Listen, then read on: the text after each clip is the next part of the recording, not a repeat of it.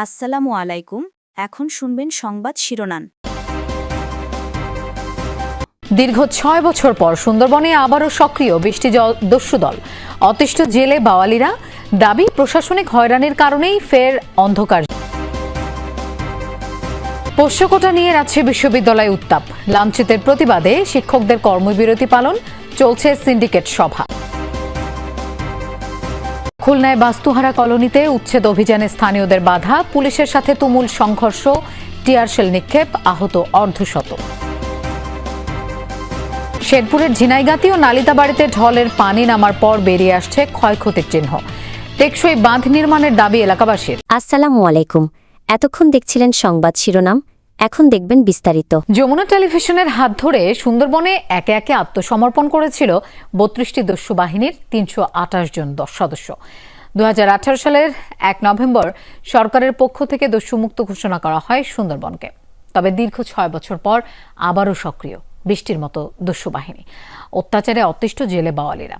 গোয়েন্দা তথ্য অনুযায়ী বর্তমানে সবচেয়ে বড় দস্যু দল জাহাঙ্গীর বাহিনী। দলবল নিয়ে যোগ দিয়েছে আরো দুটি। আত্মসমর্পণ করা ৩ জনই আবারও কেন আগের পথে ফিরেছেন? দীর্ঘদিন ধরেই চেষ্টা চলছিল। এক পর্যায়ে হাতে আসে সুন্দরবনের দস্যু দল জাহাঙ্গীর বাহিনীর প্রধান জাহাঙ্গীর শেখের একটি মোবাইল নম্বর। কথাবার্তার এক পর্যায়ে সম্মত হলেন দেখা দিতে। কবে সময় দেবেন? আরো ৭-৮ দিন পরে দেখা করি। কিন্তু কয়েক দফা পেছানো হলো সাক্ষাতের সময়। যোগাযোগ বিচ্ছিন্ন, ফোন নম্বর পরিবর্তন, শর্তের পর শর্ত। নাটকীয়তা আর প্রতিকূলতা পেরিয়ে একদিন পর সুন্দরবনের একটি খালে অবশেষে দেখা দিলেন জাহাঙ্গীর শেখ।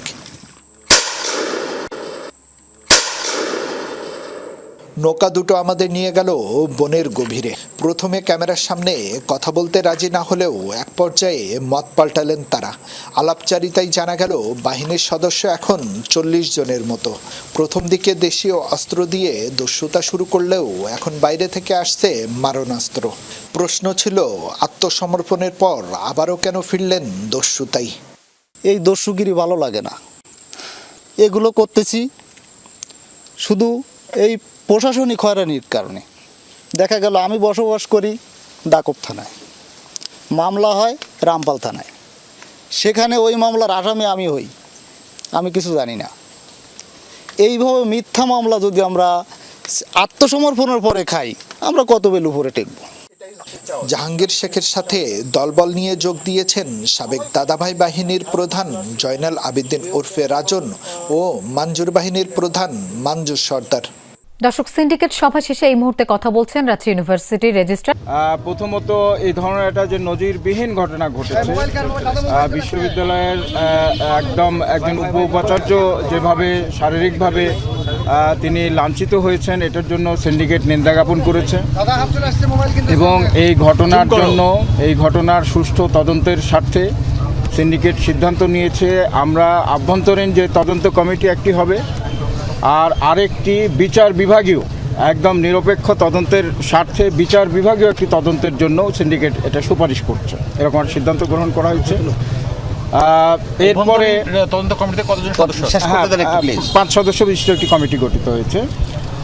এরপরে সার্বিক আমরা এক ধরনের আশঙ্কা করছি, গতকালকে আমরা নানাভাবে যে খবর পাচ্ছিলাম আমাদের বিশ্ববিদ্যালয়ের আশেপাশের যে এলাকাগুলি, এগুলোর সাথে এক ধরনের বিশ্ববিদ্যালয় কর্তৃপক্ষ অথবা ছাত্রদের কোনো ধরনের একটা গোলমাল লাগিয়ে দেওয়ার একটা অপচেষ্টাও আমরা অবগত ছিলাম। তো এই বিষয়টার জন্য আমরা একটি শক্তিশালী একটি কমিটি গঠন করেছি। আমরা লিয়াজো কমিটি, এটা বিশ্ববিদ্যালয়ের আশেপাশের এলাকাবাসী, ছাত্র সবার মধ্যে যেন সৌহার্দ্য পরিবেশ বজায় থাকে, এই পর্যায়ে কমিটিতে কাজ করবে। খুলনায় বাস্তুহারা কলোনিতে উচ্ছেদ অভিযানের সময় ক্ষুব্ধ স্থানীয়দের সাথে পুলিশের তুমুল সংঘর্ষ হয়েছে। এতে আহত হয়েছে অন্তত অর্ধশত। প্রশাসনের পক্ষ থেকে জানানো হয়, বারবার আলটিমেটাম দেওয়ার পরও জমি খালি করছিল না তারা, আর পুনর্বাসন না করা পর্যন্ত কলোনি ছাড়তে চান না বাসিন্দারা। খুলনার মুজগুন্নির বাসিন্দাদের কলোনিতে অভিযানে যায় জাতীয় গৃহায়ণ কর্তৃপক্ষ। প্লট মালিকদের জায়গা বুঝিয়ে দিতে উচ্ছেদের চেষ্টা করা হয় স্থানীয়দের। শুরুতেই প্রতিরোধের মুখে পড়েন অভিযানকারীরা। এর এরপর ম্যাজিস্ট্রেটের নির্দেশে লাঠিচার্জ শুরু করেন আইনশৃঙ্খলা বাহিনীর সদস্যরা। পাল্টা ইটপাটকেল ছুটতে শুরু করে স্থানীয়রা। এতে পিছু হটতে বাধ্য হয় পুলিশ প্রশাসন। অভিযানে নিয়ে যাওয়া বুলডোজারে ভাঙচুর চালায় বিক্ষুব্ধরা। 10:30টার মধ্যে ডিসি স্যার আমাদের সাথে বৈঠক করবে, তখন আমরা আমাদের যদি চলে যেতে বলে তাহলে আমরা চলে যাব। মাথায় আঘাত লাগছে, এই জায়গা থেকে পুলিশে সার্চ করছে তখনই আঘাত লাগছে। 42 ফ্ল্যাটের লোকেদের একটা থাকার জায়গার ব্যবস্থা করে দিয়ে সেই জায়গায় আমাদের পাঠায় দিক, আমরা জায়গা নিজেরাই খালি করে দেব। এরপর শুরু হয় পুলিশের টিয়ার শেল নিক্ষেপ। তাতেও দমানো যায়নি বাসিন্দাদের।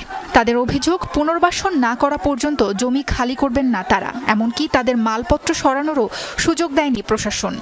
আমাদের যদি কোথাও যাওয়ার জায়গা থাকতো তাহলে আমরা চলেই যাইতাম। এত নিরুপায়, এত অসহায়তার ভিতরে থাকতাম না ভাই। আমাদের উপরে অতর্কভাবে হামলা করে, আমাদের অর্ধশত লোক আহত, 15 জন মহিলা, 250 ফিট ভর্তি।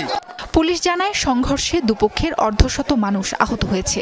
উত্তেজনা সৃষ্টি হওয়ায় আপাতত স্থগিত করা হয়েছে উচ্ছেদ অভিযান।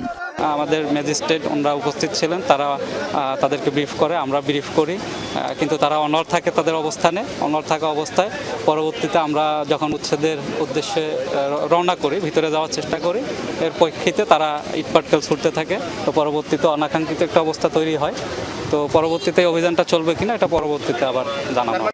পাহাড়ি ঢলে শেরপুরের ঝিনাইগাতি ও নালিতাবাড়ী উপজেলায় ফসলি জমি, বাড়িঘর ব্যাপক ক্ষতিগ্রস্ত হয়েছে। চারিদিকে শুধু ধ্বংসযজ্ঞ। পানি উন্নয়ন বোর্ড জানায়, মহারশী নদীর বন্যা নিয়ন্ত্রণ বাঁধের একাধিক স্থানে 150 মিটার বাঁধ ভেঙে গেছে। তলিয়ে গেছে রাস্তাঘাট, ফসলি জমি। দ্রুত নদীগুলোতে টেকসই বাঁধ নির্মাণের দাবি জানিয়েছে এলাকাবাসী। কোথাও ধীর গতি, কোথাও নেমেছে পুরোপুরি। পানি যত সরে যাচ্ছে তত স্পষ্ট হচ্ছে ক্ষয়ক্ষতির চিহ্ন। চারিদিকে এখন শুধুই ধ্বংসযজ্ঞ। শেরপুরের মহারশী ও সোমেশ্বরী নদী এখন শান্ত। তবে পাহাড়ি ঢলে দুদিন আগেই রুদ্রমূর্তিতে আছড়ে পড়ে ঝিনাইগাতি ও নালিতাবাড়ী উপজেলায়। ভেঙে যায় মহারশীর 5টি স্থানের 150 মিটার তীররক্ষা বাঁধ। পানি ঢুকে পড়ে লোকালয়ে। জলমগ্ন হয়ে পড়েন 2 উপজেলার প্রায় 5000 মানুষ। রান্না বান্না করতে পারি না, চুলার মধ্যে পানি উঠছে, গরু বাছুর রাখতে পারি না, গরু বাছুর খাওয়াতে পারি না, পানির মধ্যে যাইতে হয়। রাস্তাঘাট তলায় গেছে, খাবার খাইতে পারি না। আজকে 3-4 দিন যাবত মনে করেন যে চিড়ে মুড়ি খেয়ে থাকতেছি। এখন মনে করেন আমাদের চিলায় এখন পর্যন্ত আগুন জ্বলে নাই। আকস্মিক পানির তোড়ে ক্ষতিগ্রস্ত হয় 1500 হেক্টর জমির রোপা আমন। পাশাপাশি তলিয়ে যায় 200 হেক্টর জমির সবজির ক্ষেত। পানি নেমে গেলেও অনেক জায়গায় এখনো জলাবদ্ধ। অর্থ সংকটে নতুন করে আবাদের সামর্থ্য নেই কৃষকের।